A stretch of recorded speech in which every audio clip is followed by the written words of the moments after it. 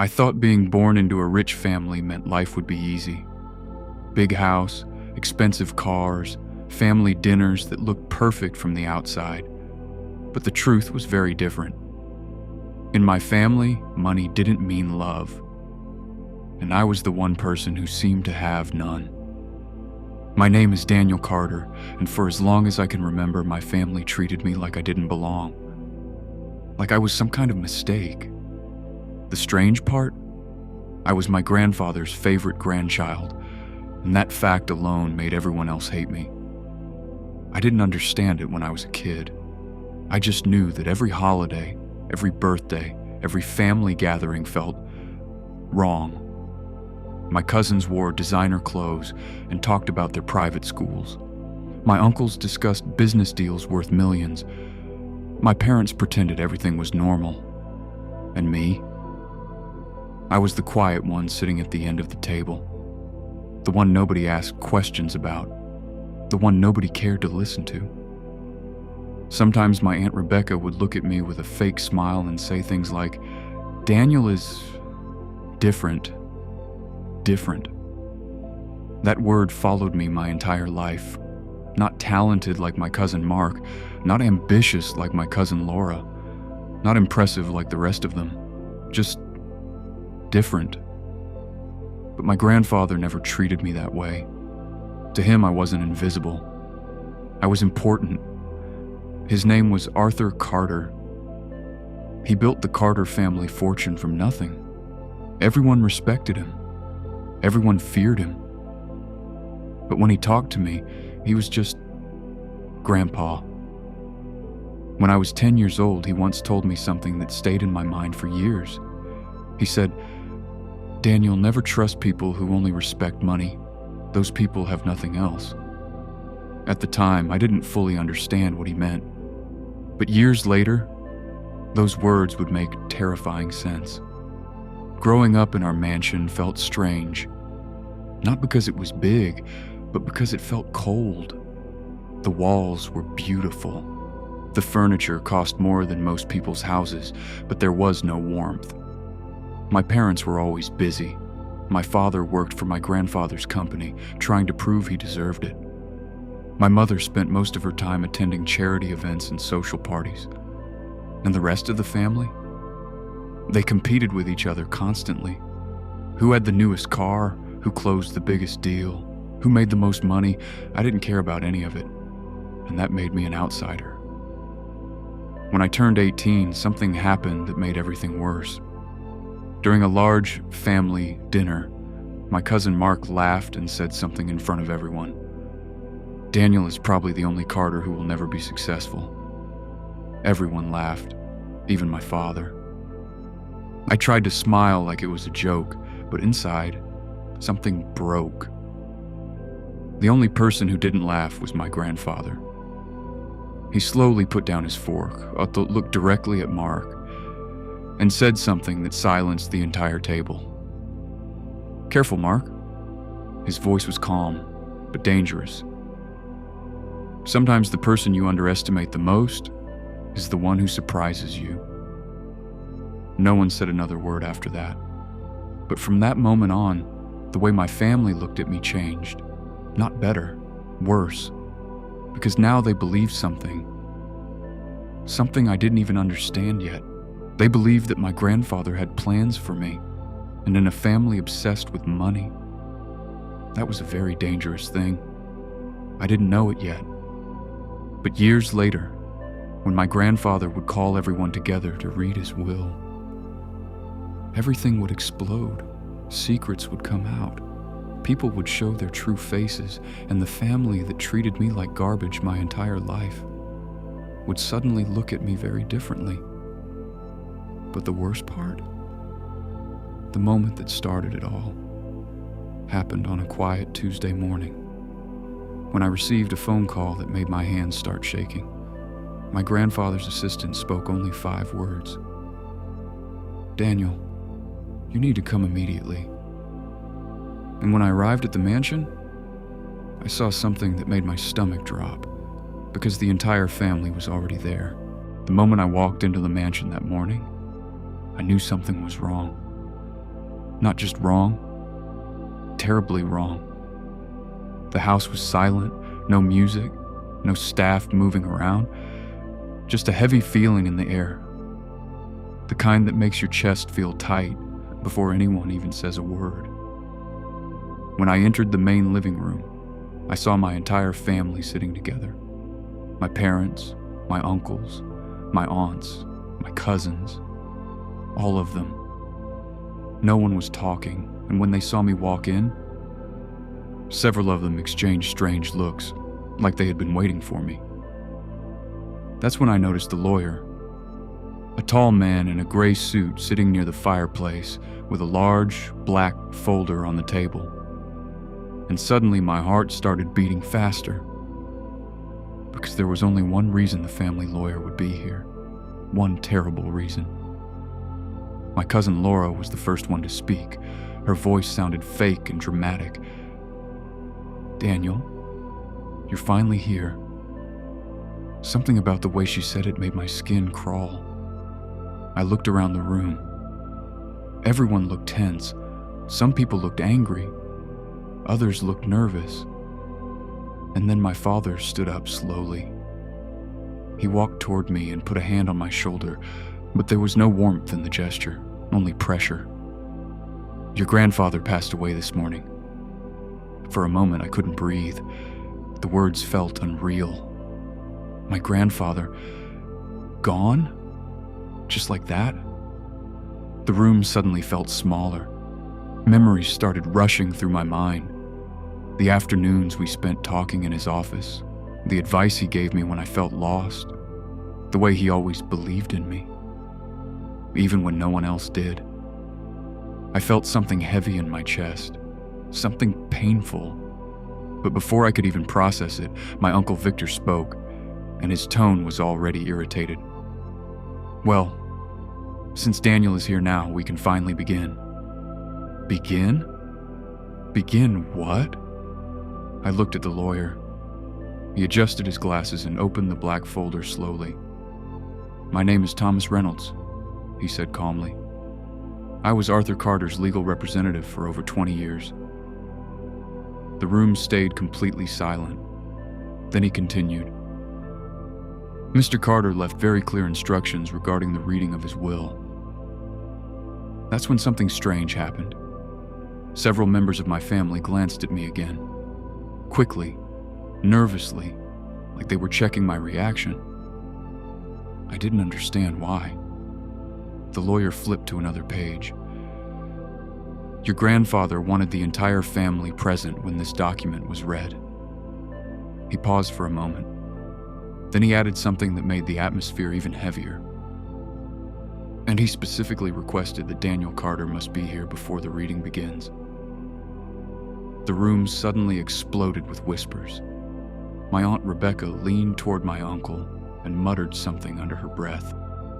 My cousin Mark looked directly at me with open hostility, and my father's hand slowly slipped off my shoulder, like he didn't want to touch me anymore. Confusion filled my head. Why did my grandfather insist I be here? What was so important? The lawyer cleared his throat again. "Before we begin, there is one more thing Mr. Carter wanted me to say." Everyone leaned forward slightly, waiting. And then the lawyer read the sentence that changed everything. Arthur Carter believed that today, the true character of this family would finally be revealed. A cold feeling moved down my spine, because the moment those words were spoken, my cousin Mark slammed his hand on the table and shouted something that shocked everyone in the room. "Just read the damn will already." But the way he looked at me when he said it made one terrifying thing very clear. Whatever was written in that document, my family believed it had something to do with me. And judging by the hatred in their eyes, they were already preparing to blame me for it. But I had no idea why. Until the lawyer finally turned the page and began reading the first line of my grandfather's final will. The moment the lawyer turned the page, the entire room went completely silent. You could hear the clock on the wall ticking. Slow, heavy, like every second was building towards something none of us were ready for. Thomas Reynolds adjusted his glasses and began reading in a calm, professional voice. This document represents the final will and testament of Arthur Benjamin Carter. My Aunt Rebecca crossed her arms. My cousin Mark leaned back in his chair with a confident smirk. Everyone clearly expected the same thing. The fortune would be divided between the family members, businesses to the sons, properties to the daughters, money spread out between grandchildren, simple, predictable. But my grandfather had never been a predictable man. The lawyer continued. To my eldest son, Richard Carter, I leave the downtown commercial building on Westfield Avenue. My father nodded slightly. That building was worth millions. No one seemed surprised. To my daughter, Rebecca Carter, I leave the family vacation estate in Aspen. Rebecca smiled proudly. Mark whispered something to her, and they both looked satisfied. The lawyer turned another page. To my son, Victor Carter, I leave 30% ownership of Carter Industries. My Uncle Victor exhaled loudly with relief, but something about the numbers made people shift in their seats. Because Carter Industries was the heart of the family fortune, and 30% was not everything. In fact, it was far from it. My cousin Laura seemed to notice the same thing. She frowned. "Wait," she said suddenly. "That's only 30%. The lawyer calmly nodded. "Yes." Her voice sharpened. "So where's the rest of the company going?" For the first time since the reading began, the lawyer hesitated. Just for a moment. Then he looked down at the document again. But before he could continue, my cousin Mark laughed, a loud, arrogant laugh. "Oh, relax," he said. "Grandpa obviously left the rest to Dad or Uncle Victor." He leaned back confidently. "Daniel probably gets the old books from the library or something." Several people chuckled. I stayed quiet. I was used to this. But then the lawyer raised his hand slightly. "Please allow me to continue." The room fell silent again. He turned another page, and then he read the next line. To my grandson, Mark Carter, I leave my classic car collection. Mark's smile widened instantly. That's more like it. Those cars were worth a fortune. Vintage Ferraris, rare Porsches, cars collectors dreamed about, but the lawyer wasn't finished. To my granddaughter, Laura Carter, I leave the Manhattan penthouse apartment. Laura gasped in excitement. That's incredible! Everyone seemed relieved now. The tension in the room softened slightly. The will was going exactly how they expected. Wealth divided among the important members of the family. I assumed my name would appear somewhere near the end. Maybe a small trust fund. Maybe something symbolic. That was what I expected. But then the lawyer reached the final page, and everything changed. He took a slow breath, then read the line that made the entire room freeze. The remaining 70% ownership of Carter Industries. He paused, and suddenly every person in the room leaned forward, waiting. Will be transferred entirely to my grandson, Daniel Carter. For a moment, no one reacted. It was like the words didn't register, like the room itself needed time to understand what had just happened. Then chaos exploded. What? That's impossible. There must be a mistake. My Aunt Rebecca stood up so quickly her chair fell over. My Uncle Victor slammed his hand on the table. That company belongs to this family. My cousin Mark turned toward me slowly, his face red with rage. You? I couldn't even speak. 70%? That meant I would control the entire company, the family empire, the fortune my grandfather built. The lawyer calmly continued reading. Arthur Carter believed that leadership should belong not to the loudest voice, but to the strongest character. My father stared at the floor, not saying a word, and then Mark walked toward me, step by step, his fists clenched. "You planned this," he hissed. I shook my head. I didn't even know. But he cut me off. "Shut up." The entire room had turned into a storm of anger, accusations, shouting, blame, and suddenly, for the first time in my life, my family was looking at me. Really looking at me. Not with indifference, not with mockery, but with something far more dangerous, hatred. But what happened next made the situation even worse, because the lawyer raised his voice again. "There is one final instruction from Arthur Carter." The room slowly fell quiet again, and when he read the next sentence, every single person turned toward me, because the will didn't just give me the company, it also gave me something else. Something that made the entire family explode with fury. The room felt like it was about to collapse from tension.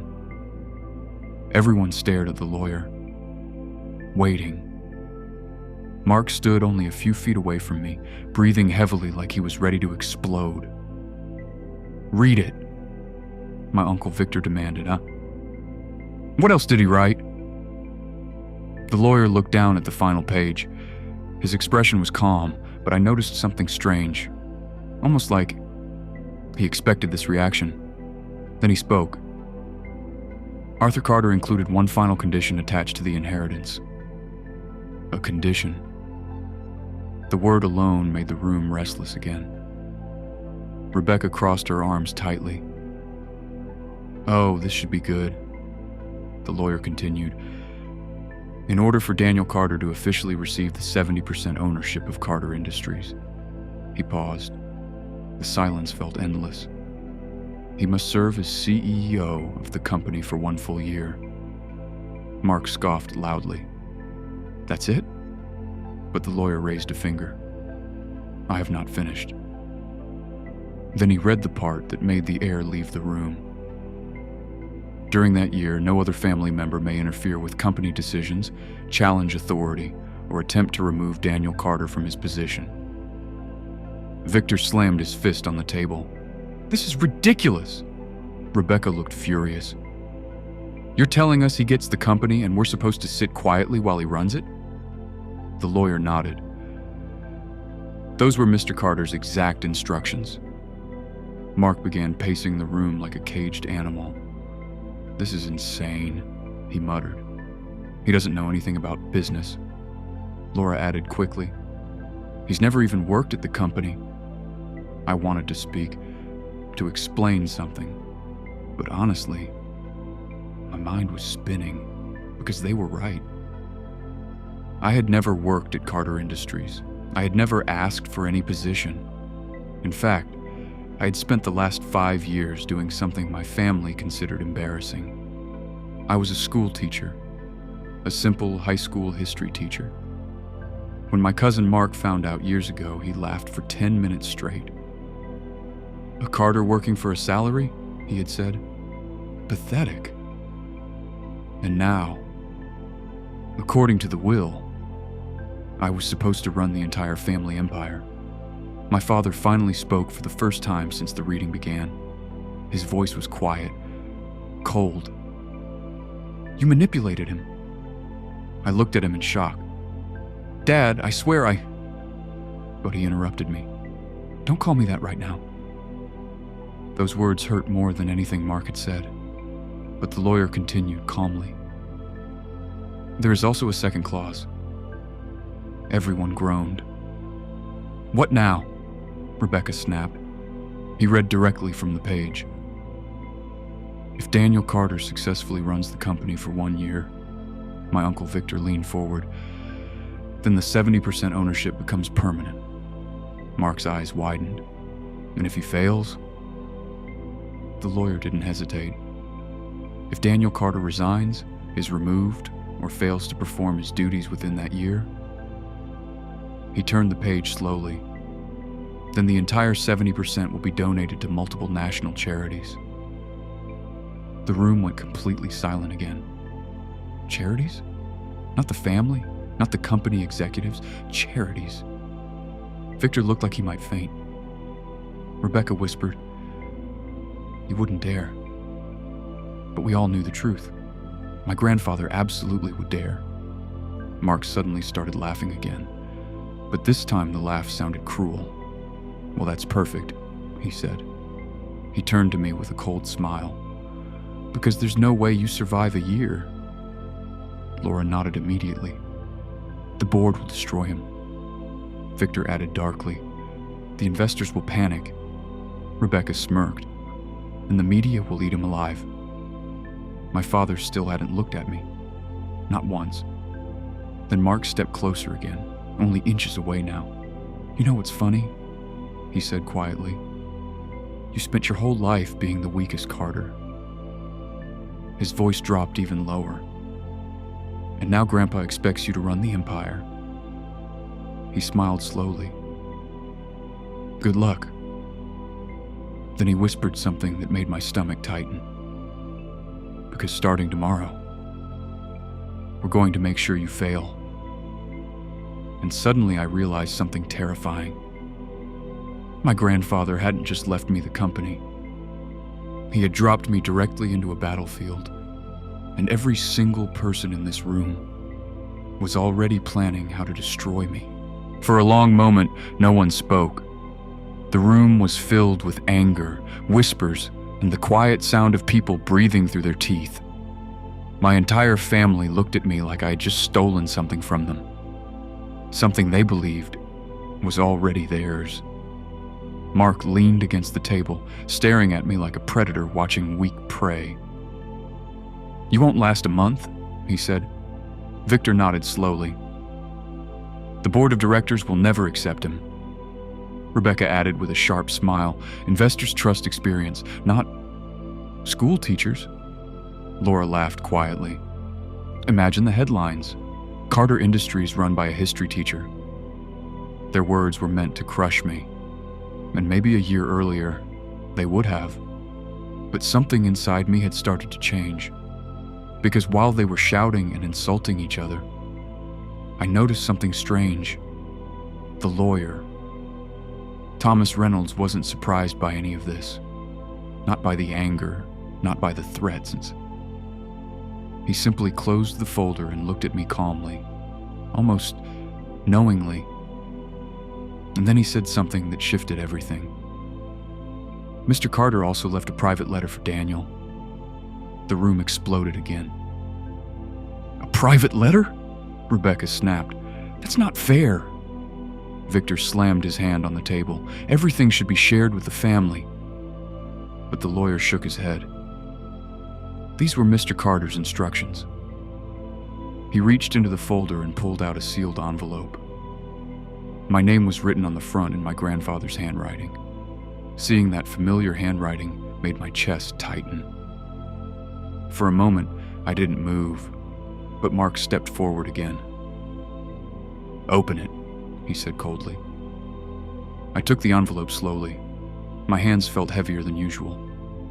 This was the last message I would ever receive from my grandfather. I opened it carefully. Inside was a single page. I started reading silently. But halfway through, my eyes widened, because the letter didn't talk about money or the company. It talked about something else, something my family didn't know. And suddenly my grandfather's plan became clear. Very clear. The lawyer noticed my expression. "Would you like to share it with the room?" he asked calmly. Everyone leaned forward immediately. Rebecca crossed her arms impatiently. "Well," Mark smirked. "Go ahead. Let's hear Grandpa's final wisdom." I looked at the letter again. Then I looked at my family. All of them staring at me, waiting, hungry. So I read the letter out loud. "My dear Daniel, if you are reading this, it means the family is sitting in that room, exactly where I expected them to be. Angry, confused, greedy, and blaming you for something you never asked for. But the company was never the real test. The room grew quieter. I continued reading. For 20 years, I have been watching this family slowly lose what truly matters. They worship money, they respect power, but they forgot something important: character. Mark rolled his eyes. Here we go. But I kept reading. Daniel, I chose you not because you understand business, but because you understand people. Laura scoffed loudly. That's ridiculous. But the next line made the room freeze.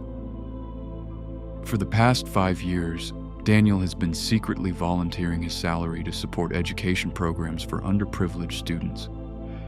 Rebecca blinked. What? Victor frowned. That can't be true. I continued reading. He never told anyone, not even me, but I discovered it. Now everyone was staring at me differently, confused, uncertain. My grandfather's letter continued. That is the kind of person who should lead a company, someone who values people more than profit. My voice became quieter as I read the final part. So I gave you the company, not to make you rich, but to see whether goodness can survive in a family that has forgotten it. The last line made my hands tighten around the paper. And if the family tries to destroy you, then the charities will receive everything, because they deserve it more. When I finished reading, the room was silent. No one laughed, no one spoke. For the first time in my life, my family looked unsure. But the silence didn't last long. Mark suddenly started clapping slowly, mockingly. Well done, he said. Then his smile disappeared. But don't think that changes anything. Victor stood up. This is still our company. Rebecca nodded. And we will not let you ruin it. My father finally looked at me, for the first time that morning. But there was no pride in his eyes, only disappointment. You should refuse the position, he said quietly. You're not ready for this. I folded the letter slowly. For my entire life, these people treated me like I was weak, like I didn't belong. But suddenly I understood something. My grandfather never gave me the company because I was strong. He gave it to me because they were weak. I looked around the room, at every single person who had underestimated me, and I said something none of them expected. I'm not refusing. Mark's smile faded instantly. The shouting lasted for almost 10 minutes. My family argued with the lawyer. They threatened lawsuits. They accused me of manipulation. But none of it mattered. The will was legal. The documents were final.